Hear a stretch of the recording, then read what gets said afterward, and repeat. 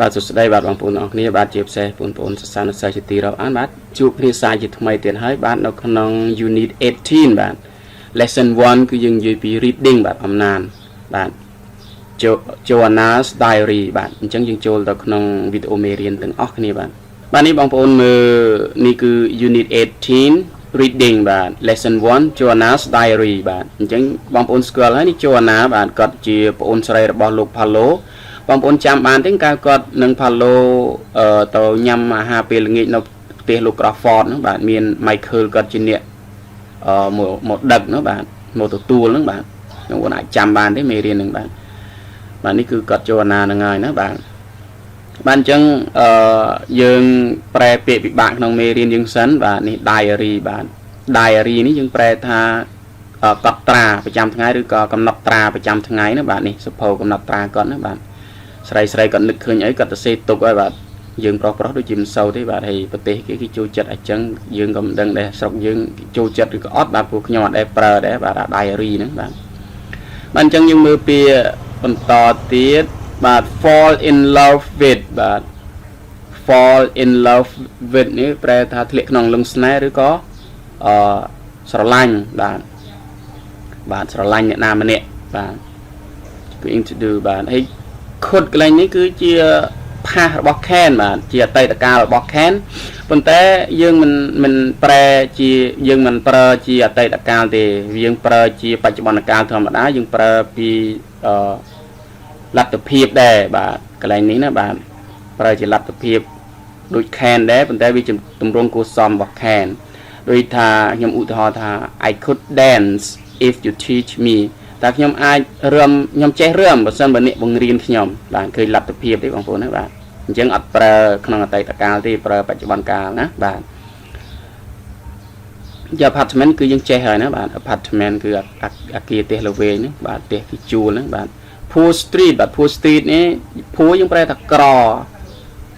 តែ street ផ្លូវយើងមិនប្រែថាផ្លូវក្រទេយើងថាផ្លូវស្ងាត់បាទណាមិនសូវមានចរាចរណ៍ទេណាផ្លូវហ្នឹងវាស្ងាត់ artist គឺវិចិត្រករឬជាងគំនូរគឺយើងចេះហើយណាបាទ money លុយបងប្អូនចេះហើយបាទពាក្យហ្នឹងបាទនេះគឺពាក្យ luxury បាទ luxury ហ្នឹងប្រែថារបស់របរដែលប្រណិតបាទតែសម្រាប់ជីវិតគឺជីវិតងាយស្រួលយើងអត់ប្រែថាប្រណិតទេជីវិតប្រណិតយ៉ាងម៉េចបាទអញ្ចឹងចាំដល់ពេលយើងប្រែយើងនឹងដឹងអត្ថន័យវាហើយបាទ practicing dresses បាទ dresses គឺសម្លៀកបំពាក់ jewelry ប្រែថាគ្រឿងអលង្ការណាបងប្អូនបាទ jewelry ខ្សែកខ្សែដៃជានាឡិកាអីបាទគ្រឿងអលង្ការកវិលអីហ្នឹងបាទគ្រឿងអលង្ការបាទ guess អញ្ចេះហើយបាទគិតស្មើនឹងពាក្យគិតណាបាទពាក្យ think នេះបាទ always find a job good Portuguese បាទ Portuguese នេះគឺជាភាសាប៉ូទុយកាល់បាទជាភាសារបស់ប្រេស៊ីលបាទប្រទេសប្រេស៊ីលនេះ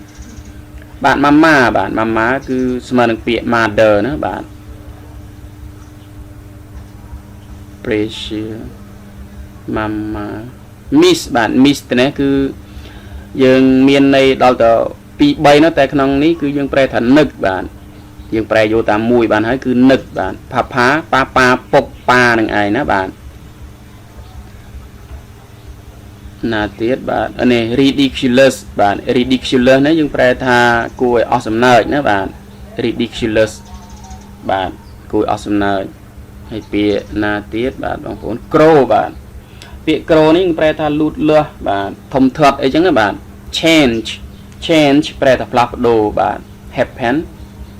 happen បងប្អូនចេះហើយមែនទេបាទកើតឡើងបាទ what happen អីណាបាទប្រែថាកើតឡើងបាទអញ្ចឹងយើងអានតិចទៅបាទ Joanna's diary I think I'm falling in love with him oh what am I going to do could I be his wife how long could I live in a little apartment on a poor street he's an artist he doesn't think about money but I do I like life's little luxuries I like to buy pretty things new dresses and jewelry I could live without them I guess but do I want to I guess I could always find a job I could work in an office or I could teach Portuguese or could I Maybe Mama is right. Maybe I can live on 88th Street. It's a long way from home in Brazil. Paulo wants to stay here, but Mama is going to go home soon. He misses Papa and her life there. And what about me? We can live 6 months here and 6 months there. No, that's ridiculous. What am I going to do? I love his eyes. Who knows? We all grow and change. Anything could happen. បាទបងប្អូនយ៉ាងម៉េចដែរបាទអានទិនទេបងប្អូនបាទបងប្អូនអាចឆែកមើលពាក្យណាដែលខ្ញុំអត់បានចង្អុលបង្ហាញប្រាប់បងប្អូនបាទដូចខ្ញុំបានធ្លាប់និយាយរួចមកហើយបាទវីដេអូមុនថាពាក្យខ្លះគឺខ្ញុំចង្អុលប្រាប់ទៅអត់ចំនឹងពាក្យដែលបងប្អូនអត់ចេះទេជួនកាលពាក្យខ្លះខ្ញុំចង្អុលប្រាប់ទៅបងប្អូនអាចចេះបាទអញ្ចឹងណាបាទអញ្ចឹងបងប្អូនត្រៀមប្រែទៅបាទយើងប្រែតែម្ដងទៅបាទនេះគឺ Joanna's diary បាទ Joanna apostrophe s ទៅនេះគឺជា possessive case ឬក៏ possessive noun ណាបងប្អូនមិនមែនជា to be ទេណាបងប្អូនទៅនេះបាទគឺ possessive case ប្រែថារបស់បាទអញ្ចឹងកំណត់ត្រារបស់ Joanna បាទ I think I'm falling in love with him តែខ្ញុំគិតថាខ្ញុំស្រឡាញ់គាត់ហើយឬក៏ធ្លាក់ក្នុងអន្លង់ស្នេហ៍គាត់ហើយណាបាទ Oh what am I going to do តើអូតើខ្ញុំគួរតើធ្វើអីបាទតើខ្ញុំនឹងធ្វើអីណាបាទ Could I be his wife តើខ្ញុំអាចធ្វើជាប្រពន្ធគាត់បានទេធ្វើជាប្រពន្ធគេកើតទេចង់និយាយចេះណា How long could I live in a little apartment on a poor street តើខ្ញុំអាចរស់នៅក្នុងផ្ទះល្វែងដ៏តូចមួយនៅក្នុងនៅតាមផ្លូវដ៏ស្ងាត់ជ្រងំបានយូរប៉ុណ្ណាបាទនេះគាត់គិតឯណាបាទគាត់មិនទាន់បានរៀបការជាមួយ Michael ទេតែគាត់គិតបាទ He's an artist ថាគាត់ជាវិចិត្រករជាជាងគំនូរ He doesn't think about money but I do គាត់មិនគិតពីរឿងលុយកាក់អីទេប៉ុន្តែខ្ញុំគិតបាទ I do ទៅនេះមិនមែនប្រែថាខ្ញុំធ្វើទេណាបងប្អូនបាទ I do ទៅនេះគឺជំនួសឲ្យពាក្យថា think about money បាទពាក្យនេះអានថា think បាទ think about money បាទនេះគាត់ជាជាងគំនូរគាត់មិនគិតពីរឿងលុយកាក់អីទេប៉ុន្តែខ្ញុំគិតបាទមានន័យថាចឹងណាបាទ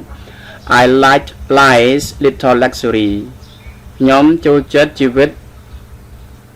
ដូចថាជីវិតសុខស្រួលណាបាទចង់ឲ្យមានជីវិតហ្នឹងវាសុខស្រួលបន្តិចបាទ I like to buy pretty things new dresses and jewelry តែខ្ញុំចូលចិត្តទិញរបស់ស្អាតស្អាតប្រេនយ៉ាងនិយាយដូចសម័យយើងសម័យគេថារបស់ប្រេនណាបាទ pretty thing របស់ដែលស្រស់ស្អាតល្អខ្ញុំចូលចិត្តទិញរបស់ល្អដូចជាសម្លៀកបំពាក់ថ្មីហើយនឹងគ្រឿងអលង្ការអីហ្នឹងបាទគ្រឿងអលង្ការបងប្អូនដឹងហើយបាទខ្សែកអញ្ជៀននាឡិកាកវិលអីហ្នឹងសម្រាប់មនុស្សស្រីណាបាទ I could live without them I guess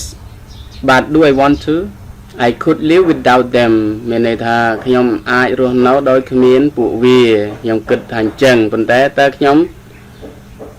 do I want to តើខ្ញុំត្រូវទៅធ្វើអញ្ចឹងទេចឹងនិយាយចឹងណាបាទ I guess I could always find a job ខ្ញុំគិតថាខ្ញុំអាចរកការងារធ្វើបាន I could work in an office or I could teach Portuguese or could I បាទយើងប្រែសាថ្មីមកខ្ញុំគិតថាខ្ញុំអាចរកការងារធ្វើខ្ញុំអាចធ្វើការងារនៅក្នុងការិយាល័យឬក៏ខ្ញុំអាចបង្រៀន